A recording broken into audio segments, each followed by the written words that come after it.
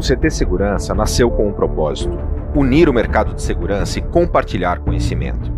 Para isso, construiu um showroom permanente numa área nobre de São Paulo, reunindo os 34 principais fabricantes do segmento, com um moderno centro de treinamento, um amplo auditório e um espaço de coworking dedicado aos profissionais da segurança. Aí, o vírus mudou completamente a rotina do planeta. Mas nem uma pandemia mundial é capaz de nos afastar do nosso propósito. O CT Segurança também é digital e está junto com você, todos os dias, com a maior programação online do segmento. O dia começa no canal do CT Segurança no YouTube, com o Café com Segurança, ao vivo, de segunda a sexta, das 8 às 8h45. Seu programa matinal para começarmos o dia motivados e bem informados. No decorrer do dia, uma programação intensa de webinars ao vivo com os principais fabricantes do segmento, com os lançamentos do setor, treinamentos online gratuitos e muito conteúdo de qualidade. Tem também os programas 60 Segundos de Segurança, o Talk Show da Segurança com entrevistas incríveis, o Happy Hour da Segurança, um encontro virtual dos maiores especialistas do país com mensagens positivas e iniciativas solidárias. O tradicional Security Talks da Avantia, agora na sua versão online em parceria com o CT. E o novo programa Integrando Segurança, com dicas incríveis. Lá no Spotify, Deezer, iTunes, Google Podcasts, você também encontra os episódios semanais do CTcast, o maior podcast do segmento de segurança. E todo esse esforço é para você, guerreiro. Te convido a se inscrever no canal, ativar as notificações e compartilhar os conteúdos com seus amigos e colegas do segmento. Somos essenciais e unidos somos muito mais fortes. Somos o CT Segurança.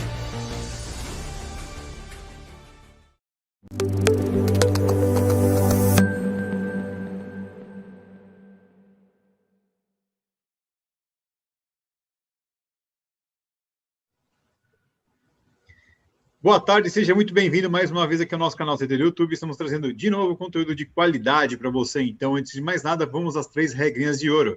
Se você ainda não é inscrito no nosso canal, aproveita agora e se inscreve e já ative as notificações para não perder nada no meio do caminho. E também já aproveita e deixa o seu like, porque nós temos certeza que você vai gostar desse conteúdo. Nós pedimos sempre essas 3 regras porque elas ajudam a influenciar o algoritmo do YouTube para que a gente consiga levar e compartilhar esse conteúdo com muito mais gente. Então, não se esqueça. Se inscreva, ative as notificações e já deixe o seu like. Estamos de novo aqui com a nossa galera bacana da Avantia com mais um Security Talks, que acontece todas as semanas aqui no canal, às 17 horas das quartas-feiras. E hoje estão conosco aqui os nossos amigos da Avantia, o André Garrido. Bom dia, André. Boa tarde, né? Tudo bem, André? Boa tarde. E também com o Fernando Pereira. Tudo bem, Fernando? Boa tarde, Silvano. Tudo bom? Boa tarde a todos. Fechado. E hoje temos como nosso convidado especial, ou mais que especial, o Hermes de Assis, sócio da Urbano Vitalino Advogados. Tudo bem, Hermes? Bom, Fernando. Boa tarde, Silvano. Boa tarde, André. Legal. Bom, eu estava dando uma olhada aqui para ler o teu currículo, mas, rapaz, olha, eu vou me resumir o seguinte, ó. Você é um advogado, sócio de uma ótima empresa, com uma carreira bem interessante e com com umas especializações em empresas de tecnologia, que é fintech, healthtech, cleantech, retech, lawtech, né? Em vez de eu ler o teu currículo, fala um pouquinho de você para a gente. Tá, legal, Silvano. A minha formação é uma formação de advogado, às vezes no princípio um pouquinho chata, com a opção de coisa que não interessa muito a ninguém, mas no final das contas, já tem uns 10 anos que a gente começou a trabalhar muito voltado para atender o setor de tecnologia. O escritório da gente tem essa pegada, né? A gente investe bastante em tecnologia, tem uma pegada de investir em inteligência artificial, investe bastante em segurança para poder colocar essa tecnologia efetivamente em prol dos nossos clientes. E aí, por conta dessa veia também de tecnologia do escritório, e como a gente coloca isso dentro de casa para trabalhar, a gente também desenvolveu muito essa área. E eu sempre gostei, é uma área que realmente me toca. Então, a gente começou a trabalhar. E assim, o Brasil todo tem uma potencialidade muito grande no setor de startups, de empreendedorismo, com essa vertente de tecnologia, é meio que na veia. Em Pernambuco, a gente tem também, a gente tem o Porto Digital ali, que foi, na verdade, o princípio dessa história também minha com tecnologia.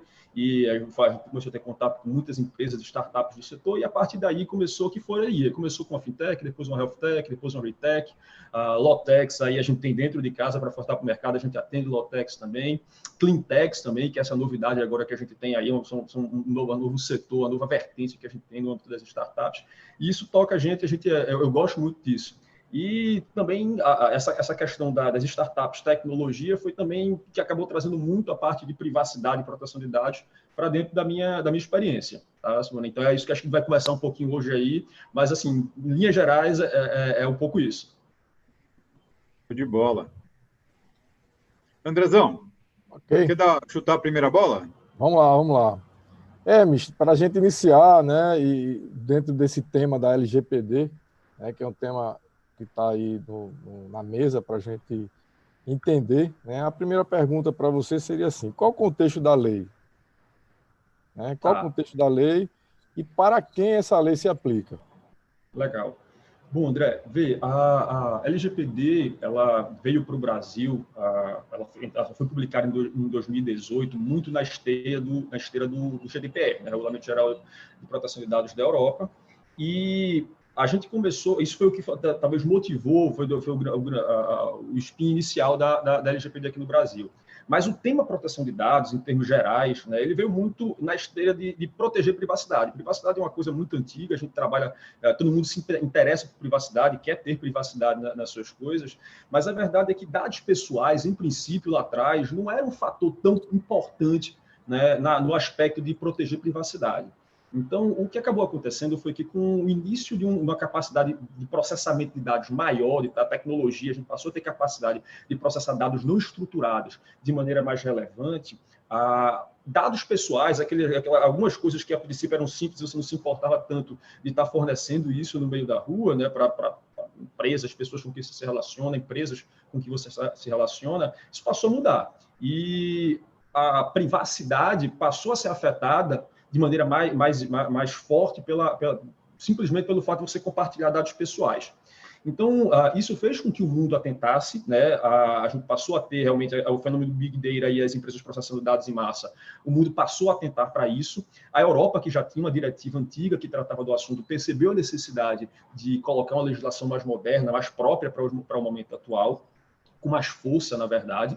E o mundo inteiro trabalhou um pouco nessa linha, né? Assim, no final das contas, dados eles trafegam com uma velocidade imensa, o mundo inteiro, e você se relacionar no mundo sem ter a capacidade de proteger dados pessoais passou a ser um risco.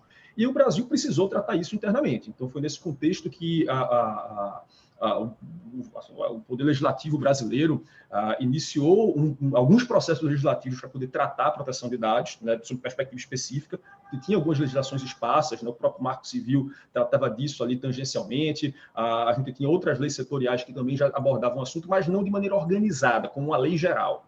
E aí, em 2018, a gente teve a publicação da LGPD, né, que veio trazer para o setor, para o mercado, para a sociedade de maneira geral, essa preocupação em tentar mudar uma cultura, que é a cultura tanto do cidadão entender que aquilo é importante, que seu dado não é algo que realmente é relevante, que você é titular dele, que aquilo não é uma coisa que está ali, que qualquer um pode acessar, que ele é seu, você tem que ter controle dele. Então, a lei vem com essa perspectiva, né, com essa importância de dar essa mudança para a sociedade. E, obviamente, se isso vai ser implementado na sociedade, a gente precisa também que o mercado como um todo, né, perceba essa importância e se adeque para poder entregar isso para o cidadão. E é com essa perspectiva que a gente começou a ter a necessidade das empresas também começarem a ter programas, políticas que permitissem ao cidadão acessar esses direitos, sob pena da gente ter ali algumas consequências, né, no geral, de descumprimento de lei.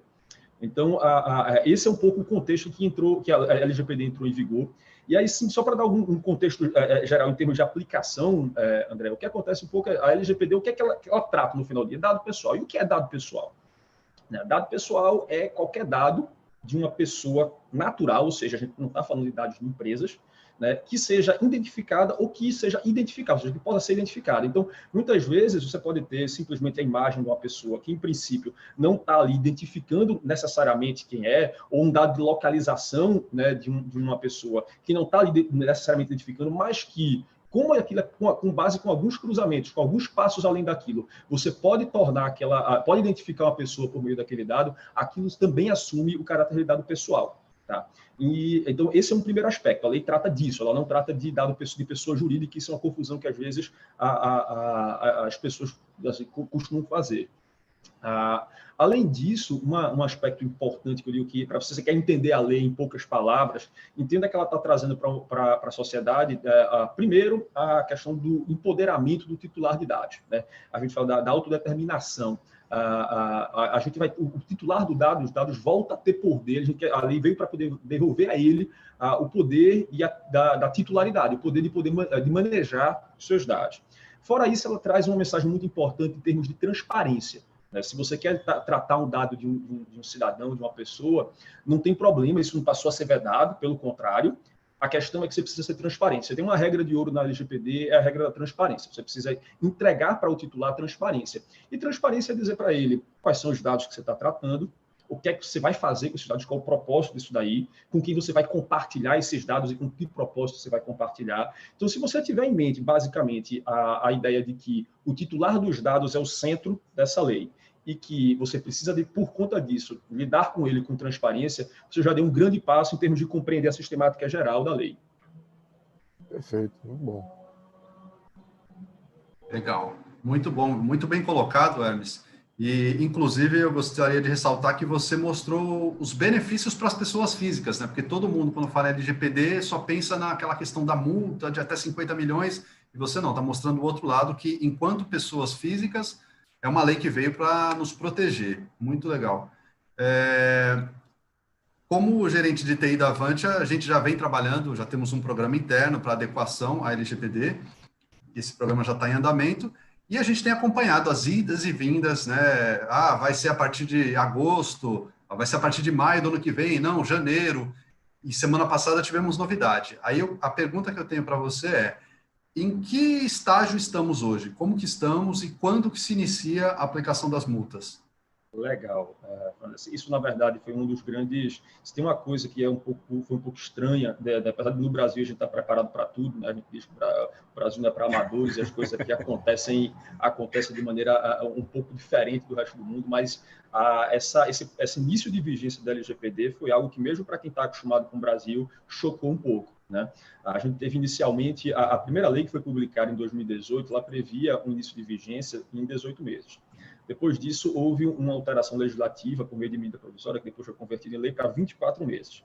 Aí, depois disso, veio uma nova medida provisória, alterando o início da vigência da lei para 3 de maio de 2021.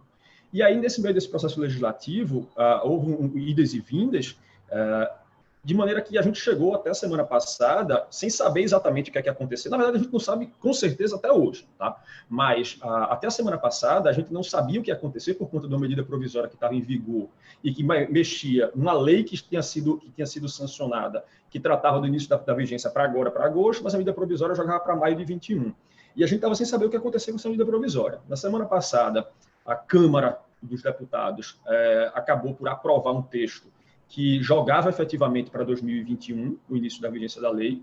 Então, todo mundo deu aquela ufa, acho que agora é 2021. E no dia seguinte, o texto foi para o Senado, e o Senado optou por colocar a vigência da lei imediata.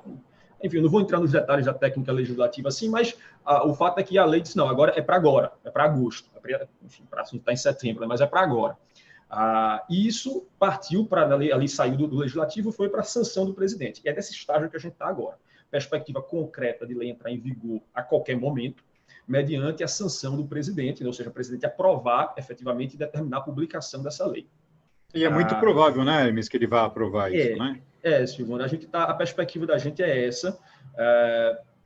se bem que eu já errei algumas apostas, então, mas como a gente teve, na verdade, um indicativo grande da Presidência da República, porque no dia seguinte que o Senado deu essa notícia, né, mandou esse texto para a sanção, a Presidência publicou um decreto, né, regimentando, colocando o regimento da autoridade nacional, que essa também é uma coisa que está todo mundo muito na expectativa, né? Como é que vai se comportar essa autoridade, quem é que vai compor essa autoridade.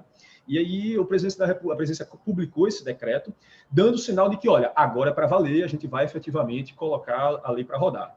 Então, a Presidência ela tem um prazo de 15 dias para poder, do dia que ela recebeu, ela tem um prazo de 15 dias para poder ou sancionar a lei, ou seja, autorizar a lei ali, ou não fazer nada e a lei volta para o Congresso e o Congresso promulga e sanciona a lei passa a vigorar, ou o presidente veta. E aí, se ele vetar, a gente volta aí para um cenário de bastante incerteza. A gente tem uma nova confusão ali para analisar.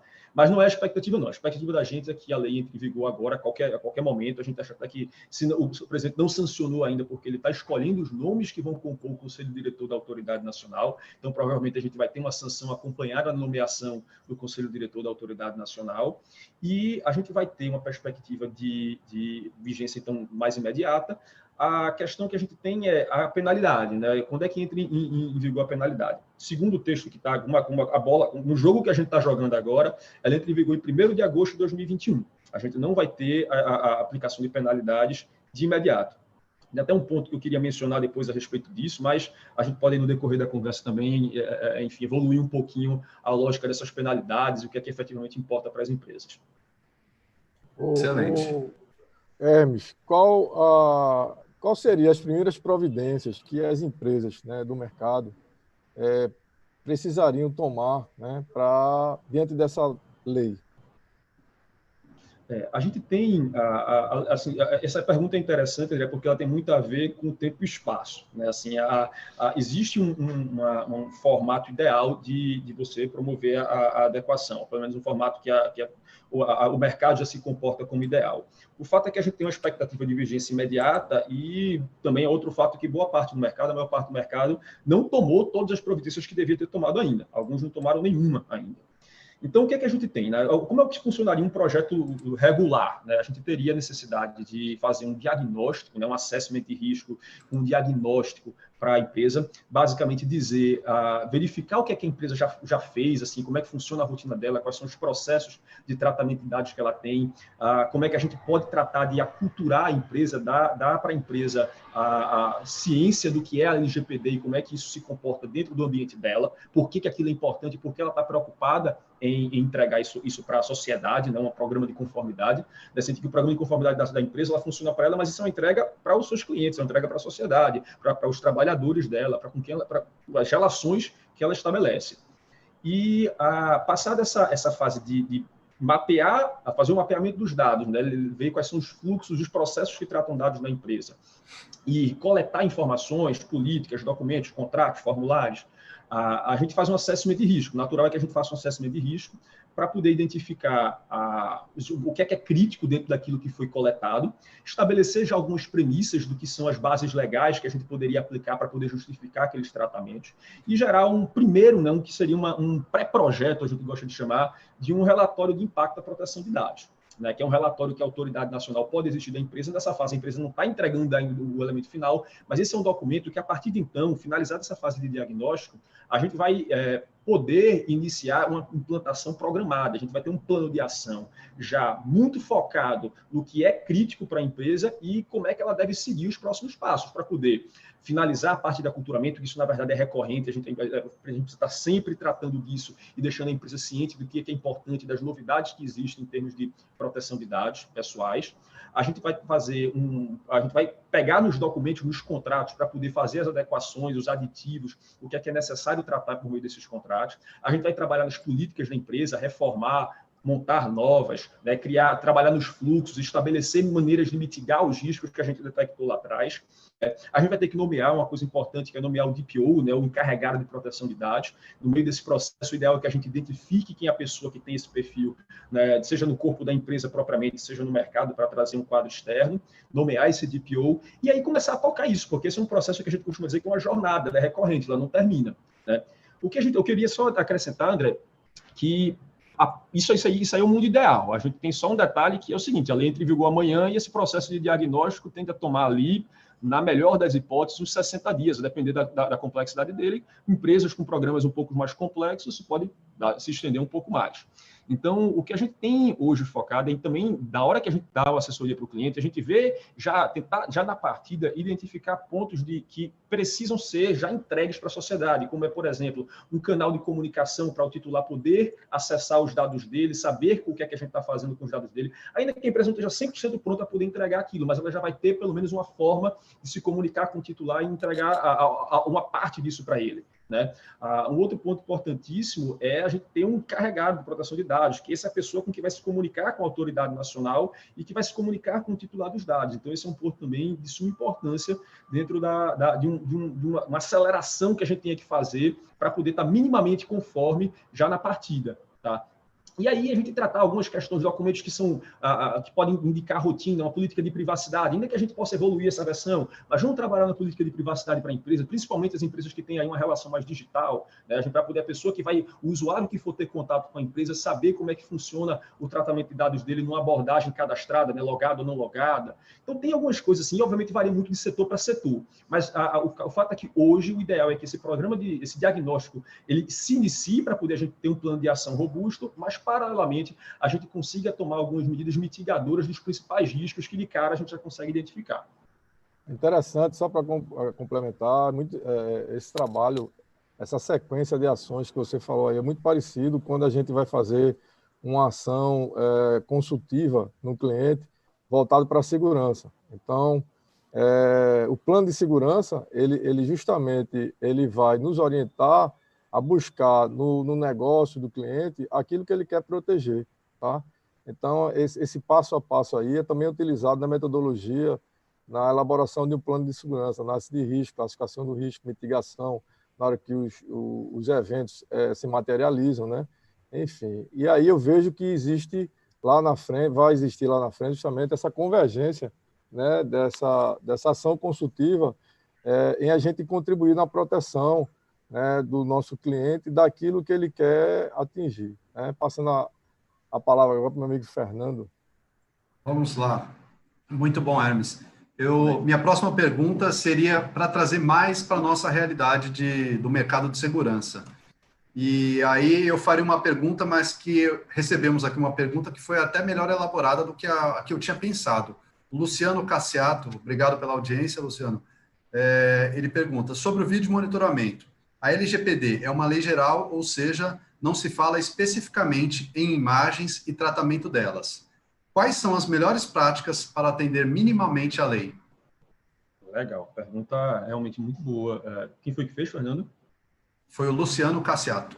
Luciano, muito boa pergunta, né? O tema de coleta de imagens e reconhecimento facial, principalmente, ele tem um impacto muito grande na privacidade. Como a lei ela chega para poder proteger privacidade, isso não tá, a lei, na verdade, tem uma relação muito íntima. Eu já vi algumas pessoas que são mais entendidas do que eu sobre a perspectiva de análise de reconhecimento facial e de coleta de dados biométricos de uma maneira geral. E o receio que se tem é porque reconhecimento facial, dados biométricos, você não tem como mudar, né? É uma senha de 6 dígitos, alfanumérica, com dupla autenticação, com token, que você pode lá na frente, com alguma dificuldade, alterar, mas você altera. Né? Reconhecimento facial, digital, íris, isso não tem como você mexer. Então, efetivamente, na hora que você tem uma empresa, que uma organização, ela se propõe a coletar esse dado, ela tem que garantir um nível de segurança muito importante para o titular, porque aquilo é um dado pessoal, não tem a menor dúvida. As imagens, a sua imagem é um dado pessoal, né? E se você faz a sua imagem ainda atrelada a um reconhecimento para poder atrelar aquilo já a um banco de dados seu, não tem a menor dúvida que você está coletando ouro ali. Quase, em termos de dados pessoais, é quase o que existe mais importante para o titular. Então, esse é um tema central da LGPD, é um cuidado que o mercado tem e muito, muito importante na hora que você estrutura um programa de tratamento de dados. E o que é que a gente costuma dizer? Então, você não tem que coletar dados biométricos, você não tem que fazer um reconhecimento facial, você não pode fazer isso. Não é isso. Eu acho até que a gente tem isso, a nova lei, ela não veio para vetar o tratamento de dados, ela veio para poder aplicar proporcionalidade ao tratamento de dados. Então, o que é que a gente faz num programa, né, na hora que a gente vai analisar a coleta de dados biométricos, né, que são dados sensíveis? A gente vai ter que ponderar se o risco que a gente vai proteger, ou seja, aquele bem que eu estou protegendo, ele justifica um nível de tecnologia, um nível de aplicação, um nível de utilização de uma ferramenta com um alto grau de capacidade de proteção daquele bem, mas, ao mesmo tempo, que expõe a sua base de dados, né, a ter que guardar um ativo muito mais importante. Esses dados, eles hoje são ativos. Né? Na hora que eu estou coletando dados pessoais, estou guardando na minha empresa, é um ativo, mas que é um ativo que não é meu, é um ativo de um terceiro que eu estou guardando e tenho que proteger, me comprometo a proteger em nome dele. Então, na medida em que eu estou coletando um dado pessoal, estou coletando um dado pessoal sensível, que é o caso do reconhecimento facial, por exemplo, a imagem com reconhecimento facial, eu estou dizendo que o bem que eu estou protegendo é um bem que ele é proporcionalmente relevante a ponto de justificar isso. Então, assim, você quer proteger um acesso a uma área muito restrita dentro de uma organização, você exigir, por exemplo, que seja coletado um dado biométrico, uma digital, ou faça o próprio reconhecimento facial, pode fazer sentido. Um data center que você quer proteger aquela área, né, faz sentido você eventualmente dizer, olha, isso aqui é uma área muito sensível da empresa, eu quero ter um controle restrito de acesso, eu vou solicitar o reconhecimento facial para entrar. Mas imagina quando você vai fazer isso, de repente, na entrada de um estabelecimento que, na realidade, tem acesso ao público, né, tem acesso público. Né? A gente vê é muito comum em academias, às vezes alguns condomínios, às vezes algumas áreas que são áreas, apesar de serem privadas, né, mas elas são abertas ao público, um shopping, alguma coisa do gênero, e você ter ali um mecanismo de coleta de dados, né, baseado em reconhecimento facial, na analítica de reconhecimento facial, que não é compatível, assim, na verdade, o que eu estou protegendo aqui é algo que não merece esse nível de segurança e que, por consequência, vai me obrigar a ter esse grau de cuidado em armazenar aquele dado. Né? Porque o que acontece? Bases de dados que vão estar armazenando dados com esse grau de sensibilidade, elas precisam ter um nível de proteção também muito maior. A quantidade, aí, Fernando, me ajuda, mas assim, os firewalls, as duplas autenticações, né, os controles de acesso físico mesmo, uma área que vai ter... Né, e no limite, acho que até o banco de dados offline faz algum sentido, né, por mais que isso seja operacionalmente muito complexo, né, mas assim, pode ser que seja no limite uma necessidade para você proteger uma quantidade de dados muito relevante. Né? Então, no fundo, o programa de conformidade, o que é que ele vai ter que entregar na hora que você pretende tratar dados sensíveis, o que ele vai ter que entregar? Ele vai ter que entregar uma ponderação em termos do que é que está sendo segurado, qual o nível de segurança que a gente pretende implementar com aquilo e quais são os eventos mitigadores que a gente, dentro daquele relatório que eu mencionei lá do impacto da proteção de dados, quais são os eventos mitigadores que a gente vai utilizar para poder resguardar para poder mitigar o risco que eu estou me expondo na hora que eu estou armazenando uma base de dados estruturadas contendo dados sensíveis, dados de reconhecimento facial. Tem alguma coisa, Fernando, assim, como é que a gente consegue aí também melhorar a segurança? Assim, qual é alguma dica que tu dá aí para a gente, né, conseguir proteger melhor dados sensíveis dentro de uma organização que precisa processar isso? Para iniciar, a gente classificar a real necessidade de manter esses dados. Por exemplo, será que eu tenho necessidade de registrar todos os colaboradores, em que área a movimentação dos colaboradores dentro da empresa é uma necessidade real da empresa, é isso? Eu queria ressaltar, até puxando o gancho para Garrido, quando os clientes nos procuram, a gente não faz uma venda simplesmente, o cliente pede isso, a gente vai e vende. Não, a gente faz uma venda consultiva, Garrido vai detalhar mais adiante, e a gente procura entender a necessidade do cliente, Garrido traz para dentro da Avantia a oportunidade, e aí é formado um comitê, eu dou o meu parecer sobre segurança da informação, LGPD, tenho especialista em câmera que sugere a melhor localização para uma câmera, e tem um especialista em segurança que fala, olha, aqui pode ser que aconteça, é uma área de perímetro mais vulnerável, então eu recomendo que tenha alguma coisa assim. Então é formado esse comitê, e nesse comitê a gente verifica a real necessidade e indica para o cliente a melhor solução. É mais ou menos por aí, né, Garrido? Sim, o conceito de segurança está realmente se ampliando, né, na governança do negócio, e a visão do gestor é cada vez mais ter informação, né? E qual é o nosso papel? Transformar o dado em informação relevante para ele ter uma decisão ele tem uma informação preditiva para tomar uma decisão em tempo real, né, para evitar um dano, né? Então, por isso que a Avantia ela se posiciona como empresa, né, que vai estar além, né? Nós queremos estar além da imagem, ou seja, o que é que essa imagem que está sendo detectada por uma câmera pode gerar de informações relevantes, né, para tomar a decisão.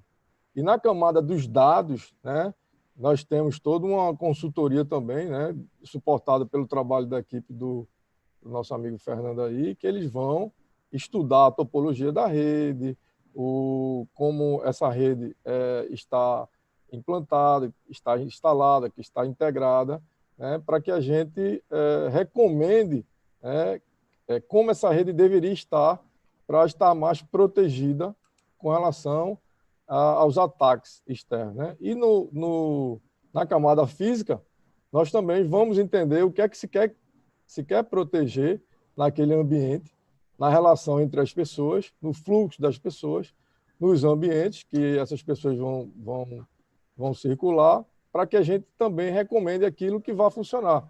Porque não adianta implantar nenhuma tecnologia, nem nenhum equipamento que não dê resultado.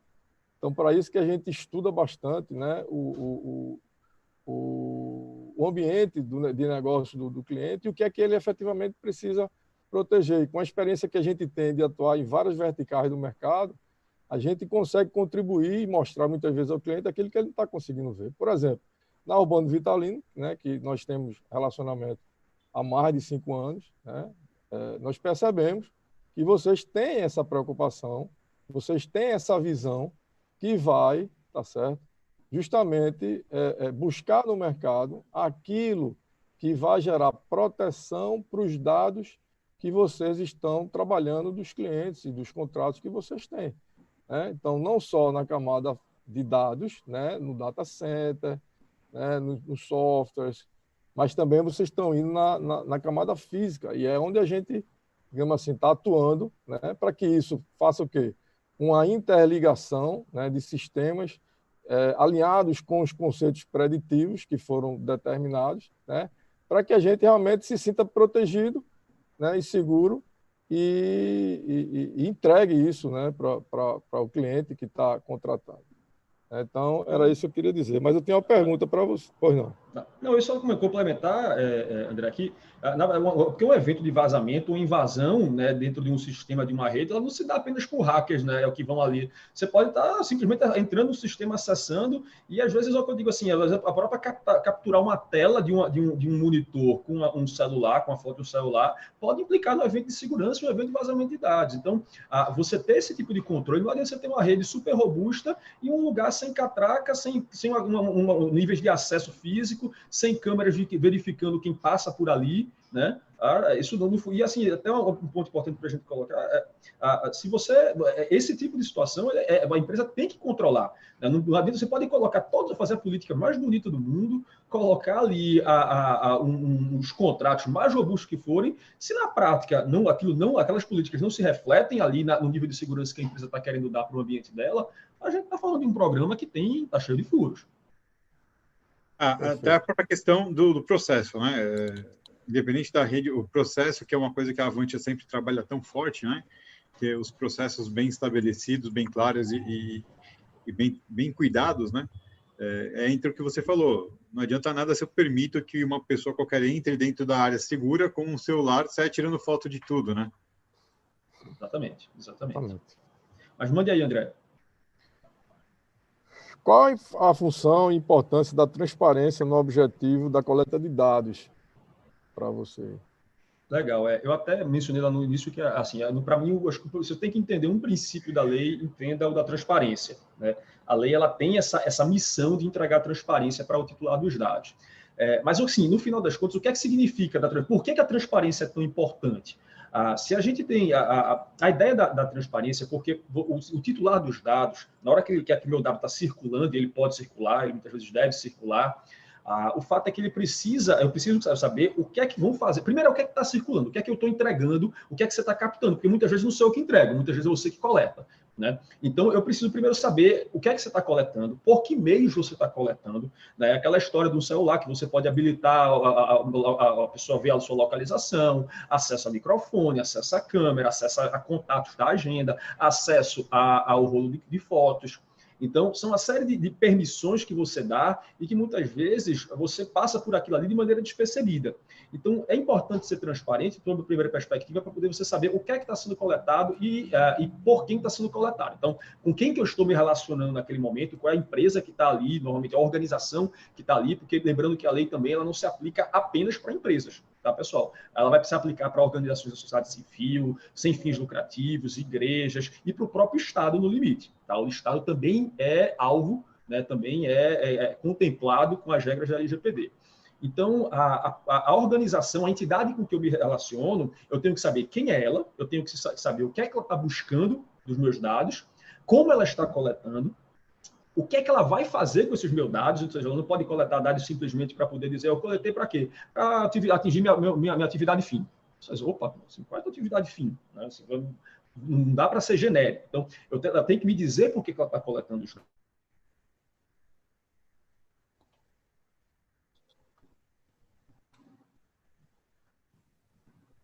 O som... O seu som tá... Você ficou mudo, Hermes. Está mudo, Hermes. Eu não mexi no meu microfone. Agora voltou. Voltou? Ah, tá. Vocês conseguem ver onde é que eu parei, não? Os últimos 30 segundos. Vamos lá. Então, voltando aqui, 30 segundos. A ideia, então, de que a transparência funciona para poder entregar, primeiro, quem está coletando. Segundo, que dados estão sendo coletados, como eles estão sendo coletados. O que é que eles vão fazer com esse dado? E, por fim, que eu estava mencionando, a camada de segurança final, que é com quem eles estão compartilhando meus dados, isso é o que é a principal entrega que a transparência dá. Porque ela acessa, a transparência está intimamente ligada com outro princípio super importante da lei, que é o da finalidade. Tá? Então, eu só posso coletar um dado se eu explicar para que eu quero aquele dado. E, em seguida, vem outro que é uma coisa importante da lei, que é o da necessidade. Porque... outra pergunta, isso era uma questão cultural nossa, da ideia de que meio que informação é o que é ouro, e que se eu puder ter informação, eu vou pegar essa informação para mim. Né? Essa é uma máxima nossa, que você está colocando esse dado para quê? Porque você está pegando informação? Eu não sei, mas vai que eu preciso. Né? O inglês é just in case. Just in case. Vai que eu preciso, se eu precisar, já tenho essa informação aqui. Esse é um princípio, o princípio da necessidade vem para dizer para a comunidade, para a sociedade de maneira geral, que essa não é a nova tônica. A nova tônica é colete o que você precisa, porque o que você coletou em excesso será considerado, na verdade, um ativo que você guarda de terceiros e que, se houver qualquer dano relativo a esse ativo, quem vai arcar com as consequências é você que se responsabilizou por aquela coleta. Na verdade, o risco aumenta na hora que se armazena mais sem precisar. É isso aí. É isso aí. Exatamente. Muito bom. Aí aqui, novamente, trazendo as perguntas que o pessoal que está assistindo fez. Eu vou juntar duas perguntas em uma, que elas têm uma correlação. O Benê Dantas e o Alevente, obrigado, pessoal, pelas perguntas. O Benê pergunta se é necessário uma explicação, na entrada de um condomínio, numa portaria do condomínio, se é necessário uma explicação de qual a finalidade da gravação. E o Alevente pergunta se é necessário pegar essa autorização por escrito, de cada usuário que ingressar. A pergunta é super interessante, porque ela tem a resposta dela pode vir por duas perspectivas, tá? E para isso eu vou citar uma situação ali, que é o seguinte: os dados eles podem ser coletados, mas você precisa atribuir esses dados à famosa base legal. E a LGPD, ela enumerou 10 bases legais. Isso muda nas legislações pelo mundo. O GDPR traz 6 bases legais, o México traz uma única base legal. A LGPD ela enumerou 10 bases legais que justificam, com que você pode justificar a coleta de um dado. E o consentimento, que é tido como a principal, a primeira delas, eu até nem reputo como a principal, pessoalmente, mas assim, o consentimento é uma delas. Tá? Então, na hora que eu estou entrando no condomínio e eu estou ali coletando dados meus, né, dados, normalmente você dá o documento, ele coleta o RG, seu nome e algumas outras informações que estão ali no documento, ele pede para tirar uma foto sua, né, e aí você posso tirar uma foto? Você pode? Tira uma foto aqui e tal. E ali você tem dois processos que você pode, tem duas bases legais com que você pode tratar, duas principais bases legais com que você pode tratar essa abordagem. Uma é você pedir o consentimento, efetivamente. Você pode dizer, olha, você consente que normalmente você consente que eu tiro a foto? Consinto. Você tem aqui, eu já vi inclusive alguns condomínios já buscando adequação LGPD, um totem, né, que explicando aqui, o que chega na nossa tem um totem explicando quais são os dados que estão sendo coletados, o que é que eles pretendem fazer com esse dado, por que é que eles estão coletando, né, e quanto tempo eles vão guardar, que é outra situação super importante da LGPD, e com quem eles vão compartilhar. Então, isso fica lá meio com a explicação, dando ali aquilo que a gente falou da transparência, né, na coleta do dado, mas a questão do consentimento especificamente, o primeiro ponto, assim, o consentimento, quando for coletado, ele tem uma sofisticação para ser coletado. Não é simplesmente você pegar uma rubrica ou o cara dar um opt-in, dar um tick, etc. O consentimento, ele precisa ser, para ser coletado regularmente, o consentimento de um dado que não é sensível, ele precisa ser coletado de maneira livre, informada e inequívoca. Livre, ele quer dizer que você não pode ter sido efetivamente induzido para poder coletar e que ele tem que ser coletado de maneira granular, ou seja, você não pode pegar uma dúzia de consentimentos com única assinatura, com um único tique. Você deve ser oportunizado a você coletar consentimento de maneira granular, esse sim, esse não, esse sim, esse não, e deixa aquilo não seja essencial para aquele serviço que você está querendo acessar. Ele deve ser informado, ou seja, ali vem a transparência de novo para dizer, olha, o que é que você está coletando, para que finalidade, com quem você compartilha, então ele deve ser informado, e ele deve ser inequívoco. Ele não precisa ser coletado por escrito, tá, pessoal? O que ele precisa ser é inequívoco. Então, eu teria que ter, de alguma maneira, uma forma de comprovar que eu inequivocamente assenti com aquela coleta. Fazer tudo isso, em princípio, explicando aqui, parece ser simples, mas na prática traz uma série de complexidades, seja por conta de um processo, de uma portaria, de um momento em que você não está com tanto tempo, uma abordagem muito demorada pode prejudicar muito a experiência do usuário naquela relação, né? Como o consentimento ele tem uma dificuldade na pós-coleta, porque você precisa gerir aquele consentimento. Então, o que é que a gente costuma dizer? Que nesses processos em que a gente precisa realmente justificar uma experiência relevante do usuário, né, a gente precisa justificar um fluxo constante dentro de um ambiente, a gente precisa ter uma série de outras justificativas que a gente pode aplicar, né, como é o caso de uma portaria de um condomínio. A gente tem outras bases legais para serem aplicadas que não o consentimento. Você pode utilizar, em alguns casos, né, como é possível, o legítimo interesse, né? Você pode utilizar premissas de segurança para poder justificar aquilo que você está fazendo ali. Então, assim, o que a gente costuma, nos projetos que a gente trabalha, eu não costumo colocar para esses acessos, né, de entrada em locais, né, que são privados, mas têm acesso público, o público geral pode ter acesso, eu não costumo colocar ou preferir utilizar o consentimento como o fundamento. Eu acho que a gente tem outras bases legais que a gente bem trabalharam no processo, mitigando os riscos, né, explicando bem, justificando dentro do relatório de impacto o porquê daquilo, a gente consegue trabalhar com tranquilidade, porque coletar o consentimento ali, por escrito, numa filmagem, você assinto, porque mesmo aquilo, cara, você deixa eu coletar seu dado, eu deixo. Mas assim, se ele não gravou, se ele não tem como provar posteriormente que eu consenti com aquilo, aquele consentimento foi coletado irregularmente e ele não me serve. Então, a pergunta é excelente porque deu a gente a possibilidade de a gente conversar um pouquinho dessas bases legais, falar do consentimento, que é uma base legal importante, mas ela é uma base legal que ela é traiçoeira, ela tem uma particularidade no processamento dela, né? E acho que foi fundamental para poder a gente ver mostrar até um exemplo prático de que dá para você trabalhar muito bem sem precisar necessariamente colocar o consentimento. Excelente. Vou fazer uma pergunta. Essa é uma coisa que eu sempre fico em dúvida, né? Se a partir do momento em que eu vou entrar, por exemplo, num condomínio corporativo ou residencial, e é um procedimento do condomínio identificar as pessoas que estão entrando, isso não seria automaticamente um consentimento? Eu posso falar assim, não vou dar, não entro, então tudo bem. Se você poderia até ser, mas você teria que primeiro conseguir comprovar. Então, assim, por exemplo, em sites, né, no ambiente digital, o pessoal usa muito a história. Se você prosseguiu, significa que você consentiu, né? Sendo que ali, por meio de logs, por meio de uma estrutura de programação, você consegue comprovar que aquela ação foi seguinte a um determinado evento e que, portanto, aquilo ali funcionou como um consentimento. No ambiente de circulação pública, por exemplo, como é que eu conseguiria fazer isso e garantir fluxo? talvez fosse complicado. Então, assim, é claro que assim, na hora que eu entrego, me pede um documento, eu entrego. Se está claro para mim ali quais são os motivos, e eu decidi progredir, de fato, tomar aquela ação, eu poderia até dizer, olha, ele consentiu, mas eu teria uma dificuldade depois, que era comprovar esse consentimento. Então, o que é que a gente prefere? Por mais que o consentimento fosse possível de ser obtido naquela situação, eu prefiro não justificar aquele tratamento, aquele processo, baseado no consentimento. Eu prefiro utilizar uma outra base legal que me permita ter mais fácil gestão daquele tratamento de dados, daquele processo de tratamento de dados no futuro, e que não me exija a necessidade de estar ali comprovando por meio de uma assinatura, por meio de uma gravação minha, dizendo que consentiu, que autorizou, entendeu? Eu estou simplificando o processo. Eu acho que na maioria dos casos, Silvana, a gente consegue entregar isso para um projeto sem agregar muito risco ou sem agregar um risco relevante, por meio de justificativas que vão estar lá no relatório de impacto da proteção de dados. E aí, turma? Então, vamos mais lá, alguma coisa aí? Eu vi que o chat pingou ali, eu estava falando aqui, não prestei tanta atenção. Foi. Tá Mas eu estou acompanhando. Vai no chat aí, Fernando.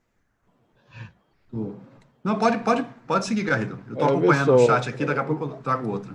O que está todo mundo se perguntando agora no mercado é o seguinte: como é que eu vou trabalhar para não receber uma multa ou eu não receber uma sanção com relação à proteção de dados? A gente já conversou muito, né? A gente, inclusive, lhe parabenizar pela forma que você comunica, né? Porque não tem o juridiquês aí.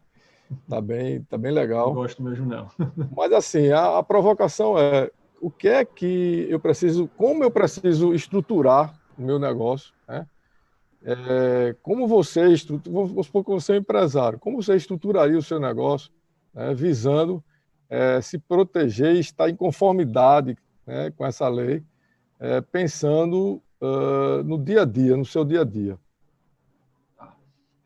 Tem um primeiro ponto, é a questão de proteger de penalidades, tá? É legal a gente pegar um gancho aqui, André, para poder mencionar. Primeiro que as penalidades elas não estão entrando em vigor agora, a gente mencionou isso lá no começo da nossa conversa, mas o fato é que, na minha percepção, a lei, as penalidades dela, que podem ser pesadas, ela não tem, acho que o principal dano que um evento de descumprimento da lei pode acarretar para essa parte faltosa aí, quem está descumprindo a lei, não é necessariamente ser fiscalizado e eventualmente ter uma penalidade aplicada, penalidade segundo aquelas dispostas na LGPD.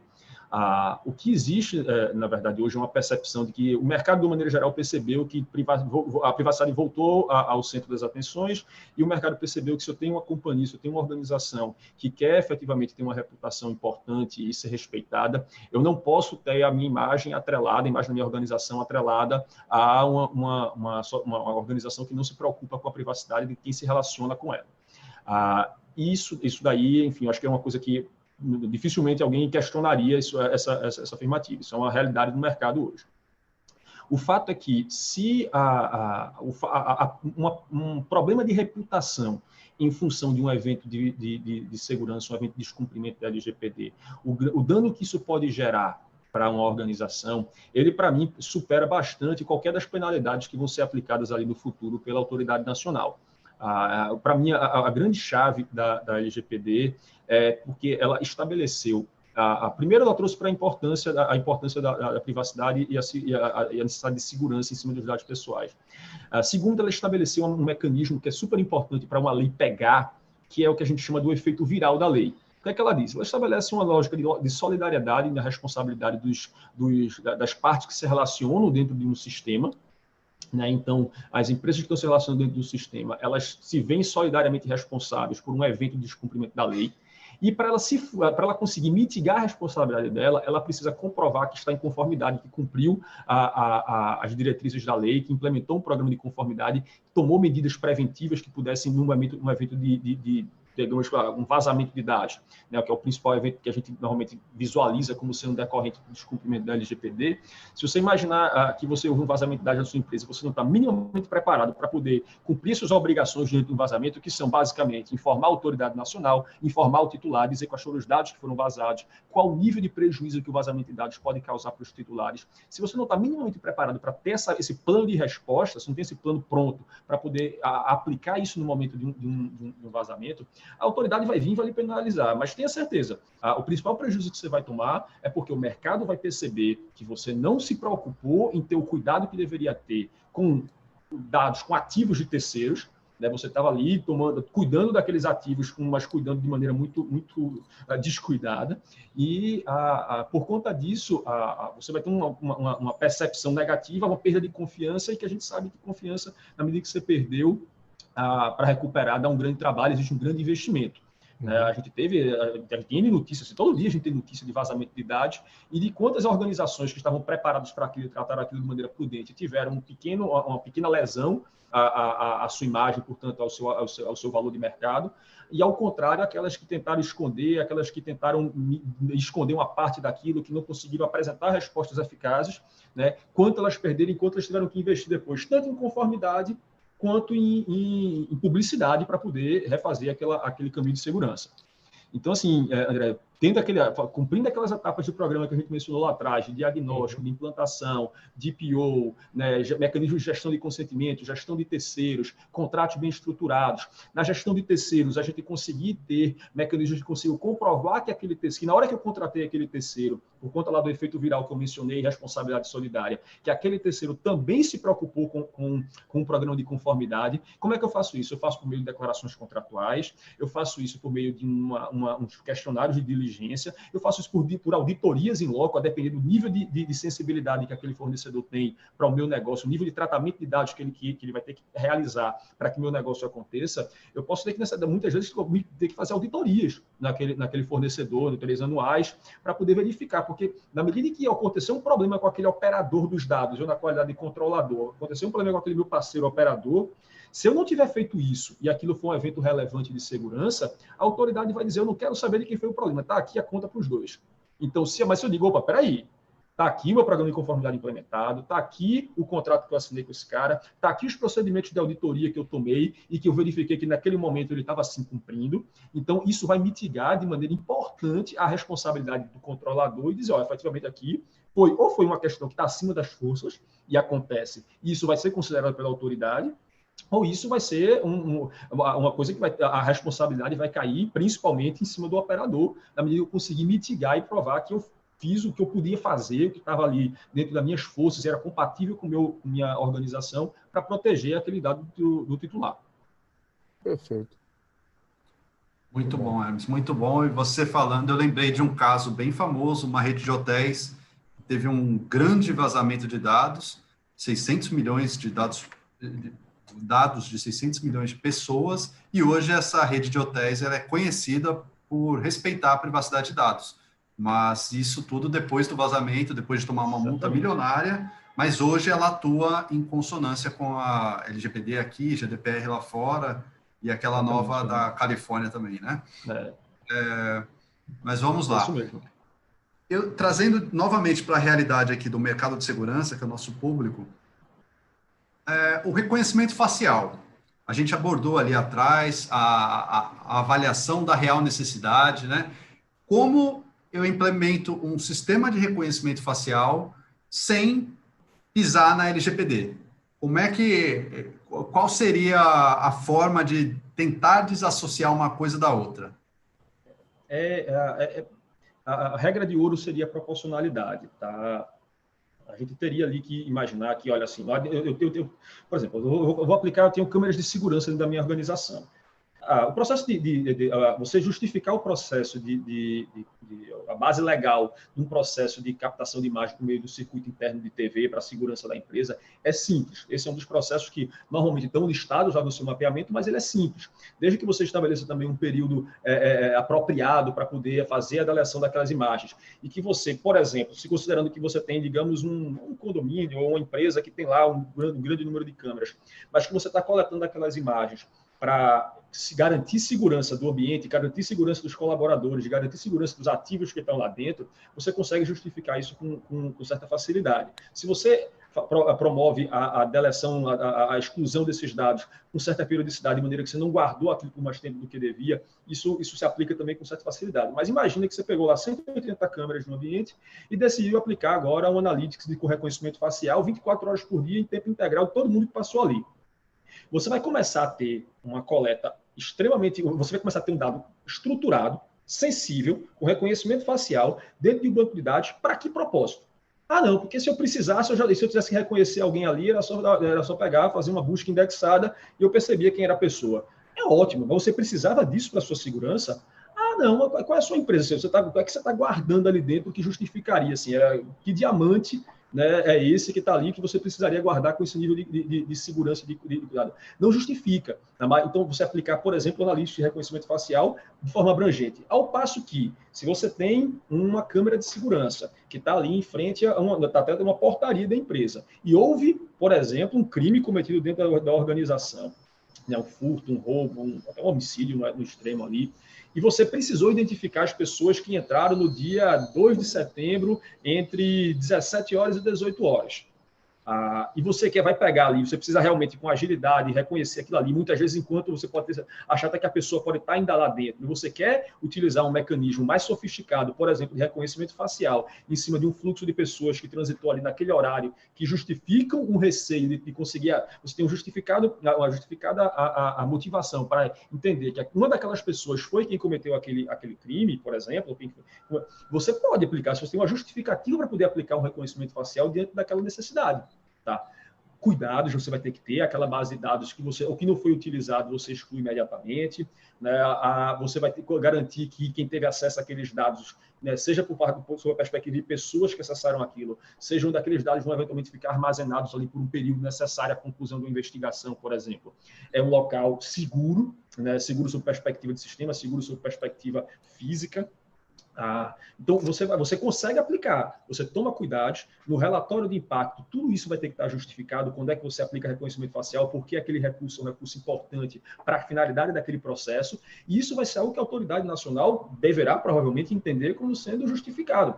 E aí você tem a possibilidade de aplicar reconhecimento facial. Agora, a gente vê, tem casos famosos, né, empresas de publicidade que querem aplicar reconhecimento facial diante de uma pessoa que está vendo uma promoção, uma propaganda no monitor, e ali em cima, de maneira escura, tem uma câmerazinha que está captando minha imagem, aplicando reconhecimento facial, indicando, inclusive, com a percepção, né, de humor, né, da minha face, mandando aquilo para um banco de dados para alguém que vai no dia seguinte me enviar uma proposta para poder oferecer um produto de consumo que sequer é algo que efetivamente eu estava precisando ou que eu queria, enfim, não é. Você não tem como justificar isso, não tem legítimo interesse que justifique, né? O nível de ali você tem um problema. Você coletou um dado buscando fazer uma venda, né? Sem necessidade. Assim, agora você está com um dado pessoal meu que não teve meu consentimento, que você não tem legítimo interesse para captar, e nenhuma outra base legal vai lhe dar suporte porque você queria realizar simplesmente uma venda. Então, isso é um exemplo de um processamento irregular que aplicou reconhecimento facial. Inclusive, puxando o gancho, coincidentemente, na semana passada, se eu não estou enganado, teve o caso de uma grande rede de lojas num shopping de São Paulo que foi condenada por fazer exatamente isso. Eles tinham uma câmera que detectava os sentimentos das pessoas, né? E aí, de acordo com o sentimento, um vendedor se aproximava ou não. Tem o caso clássico também do metrô de São Paulo, há 1 ano e meio, 2 anos atrás. Na linha amarela, também. Né? Exatamente. Então, assim, os casos estão se acumulando.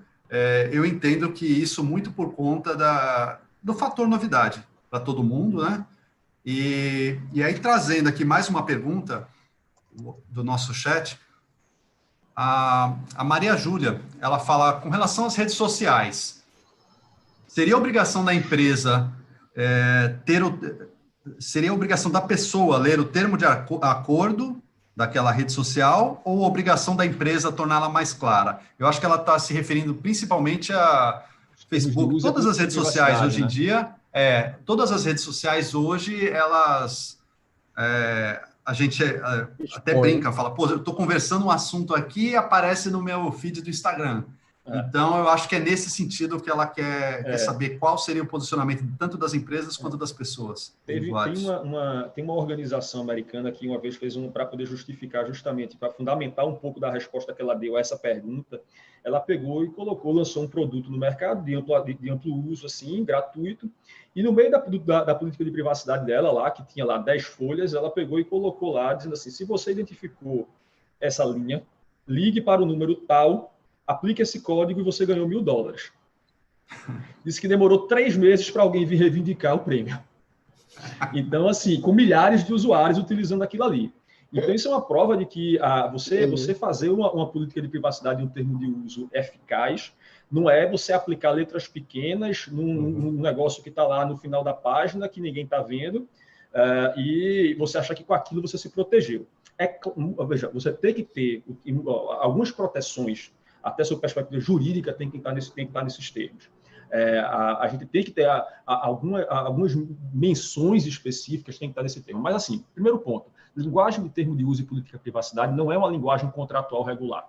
Ela é uma linguagem muito mais de quem está conversando, quem está explicando. Então, eu me imaginar diante do cidadão que está acessando aquele meu produto e eu explicar para ele o que é que eu estou fazendo ali, o que é que meu site faz, o que é que meu produto entrega, como é que... Então, eu digo que até muitas vezes a gente costuma até redigir, dependendo do nível de formalidade que o cliente também solicita, até muito na linguagem, a gente diz no francês, o tutoyer, né? De se chamar pelo tu. Você, quando está aqui, você está fazendo isso. Espera aí, tem calma.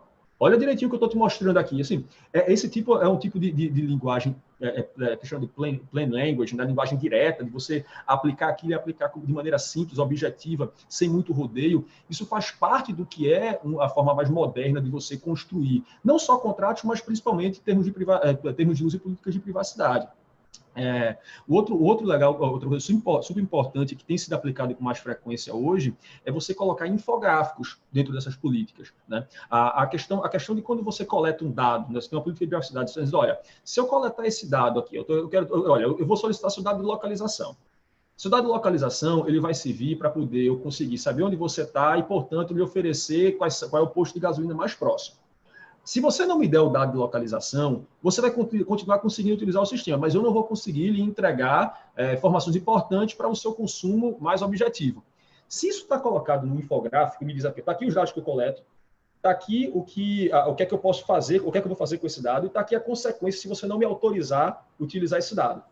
Isso daqui é uma forma tão didática. Existe um sistema da PryBolt, que ela é um sistema gratuito de inteligência artificial. Infelizmente, ele só está disponível para as políticas até agora de inglês, mas que você pode chegar lá, você faz o upload da sua política e ele vai dar exatamente isso. Um infográfico, né, que você consegue dizer assim, os dados que são coletados, para que eles são feitos e qual é a consequência, se eu posso ou não recusar, não dar aquele consentimento, por exemplo, para você coletar aquele dado, e qual é o tipo de serviço que eu vou deixar de usufruir por conta daquilo.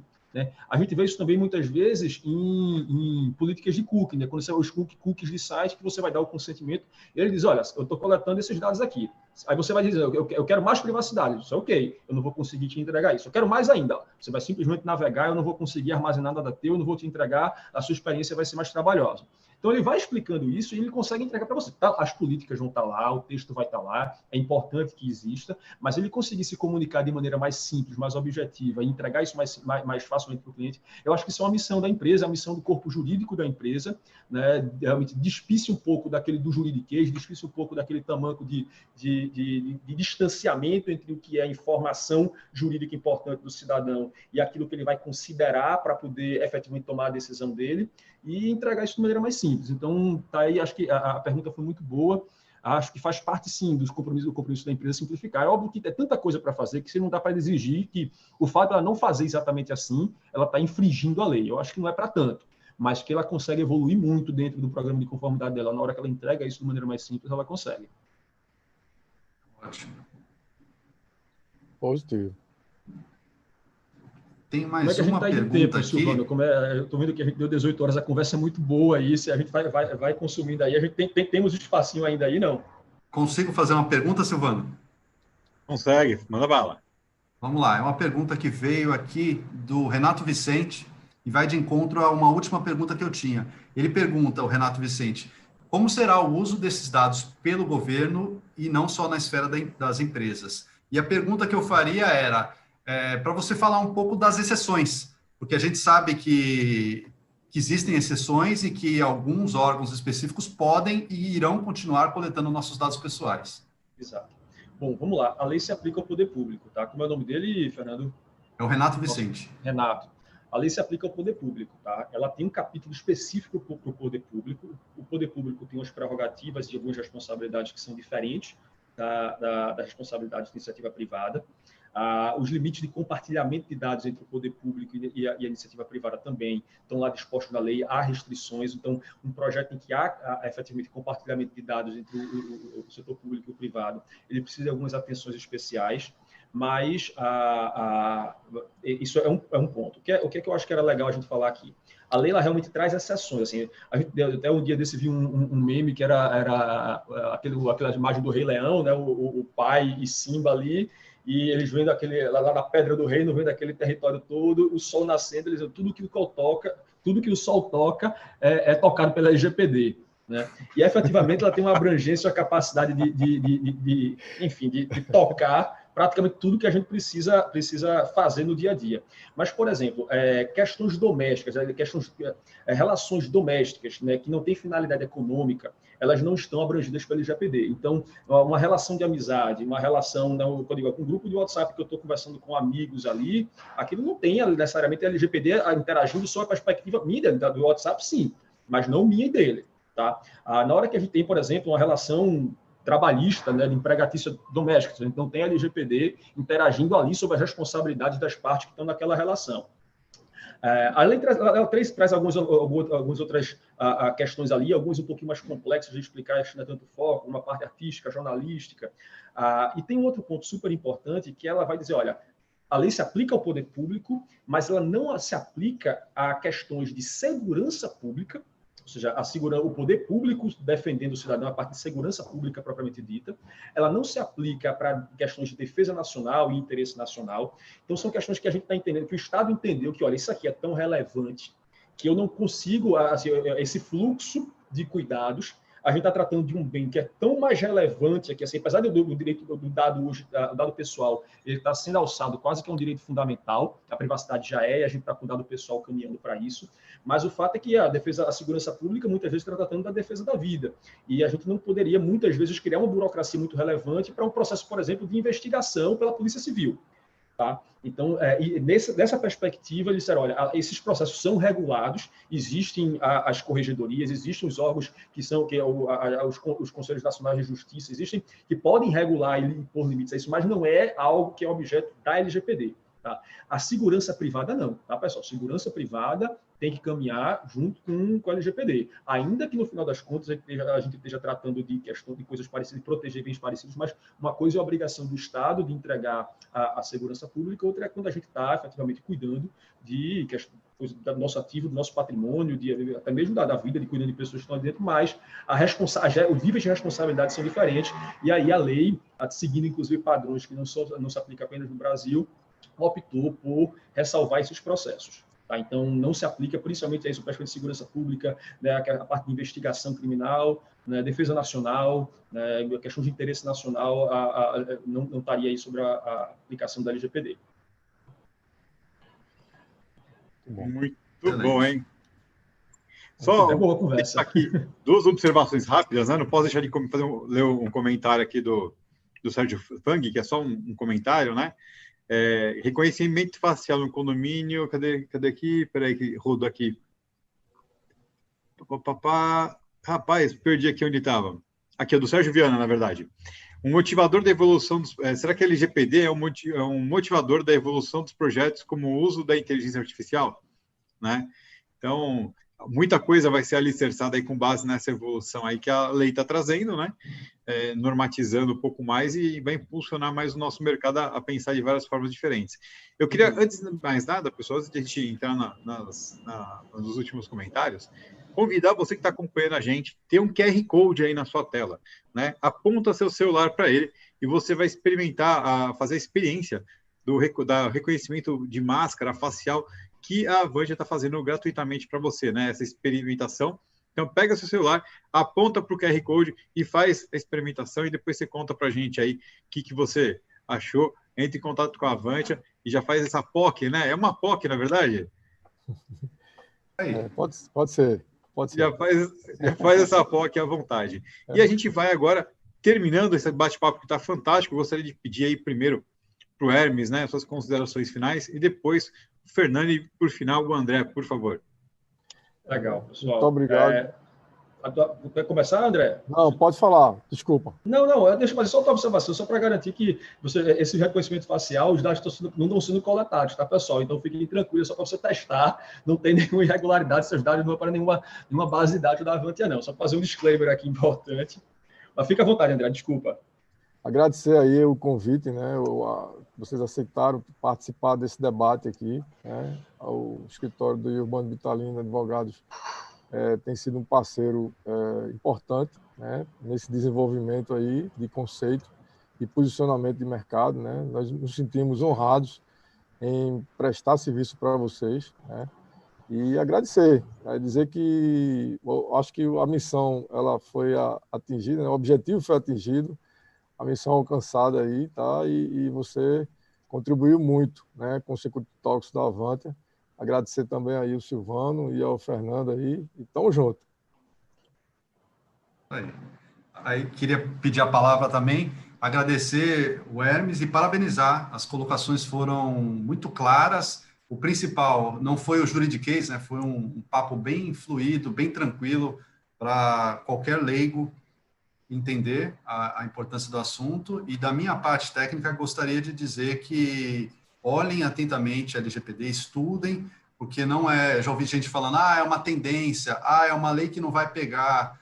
Não é bem assim. Isso é uma realidade já. É um software. A LGPD vou comprar uma ferramenta. Software, compra, Isso, vou comprar uma ferramenta para me proteger a LGPD. Não é isso, pessoal. Então, estudem. É uma realidade no mundo todo. Na Europa já está em vigência. Tem estados, alguns estados nos Estados Unidos já tem suas próprias leis e está agora no Brasil, então, na minha opinião, é irreversível, então peguem firme nisso, porque veio para ficar, realmente. Muito obrigado a todos. Avisar o pessoal que a LGPD não vem junto com o antivírus, tá? Não, não vem. Não, a licença do antivírus até faz parte do programa, mas é desse tamanho a parte do programa, tem outras tantas coisas. Mas algum último comentário para a gente? Agradecer, dizer que para a gente foi um prazer estar aqui, o convite da Avantia aí do canal aí do Security Talks, para a gente é um prazer estar aqui conversando com vocês. Esse tema, acho que pela quantidade de coisa que eu falo e até a forma de um pouco atropelada, assim, dá para perceber que é algo que eu gosto, realmente me motiva em tratar do assunto. Dizer que foi um prazer aqui, as perguntas foram ótimas, acho que deu para poder a gente, inclusive, evoluir algumas percepções importantes a respeito do tema. Obviamente é um tema vasto, a gente não consegue nenhuma, nem duas, nem algumas horas conseguir tratar de maneira minimamente esgotar o que é importante a gente comentar aqui, mas dizer que a gente está à disposição, dizer que a Avantia e o Urbano, a gente tem trabalhado junto em projetos de conformidade para poder justamente garantir que as políticas se reflitam dentro do que é a realidade dos negócios, das organizações. Então, é bem importante, assim, isso é uma coisa que eu queria agradecer a Avantia até por essa parceria também conosco. E agradecer a você também, Silvana, aí, pela oportunidade. Foi um prazer. Boa noite aí a todos e muito obrigado. O prazer foi nosso. Não posso terminar esse programa sem primeiro falar parabéns para o Claudinei Moroso, que faz aniversário hoje. Então, Claudinei, parabéns, né? Que seja um dia, o resto de dia excelente para você e um novo ciclo fantástico aí que recomeça. Então, muito bom, meu amigo. E muito obrigado, então, Fernando, André, pela presença aqui mais uma vez com a gente. Espero ver você de novo em breve. Hermes, um prazer enorme também. Foi show de bola. E você que nos acompanha, não se esqueça. Semana que vem, às 17 horas, o Avantia, o Security Talks da Avantia está aqui de volta. E o CT continua na sequência, né, nessa programação de quarta-feira. Temos às 19h30 o nosso querido Diogenes Luca com Linha de Frente e às 20h30 Hackeando o Marketing com a Camila Risse. Não deixa de acompanhar tudo isso e a gente vai ficando por aqui. Um abraço para todo mundo. Valeu, pessoal. Tchau, tchau. Até logo. Valeu, pessoal. Tchau, tchau.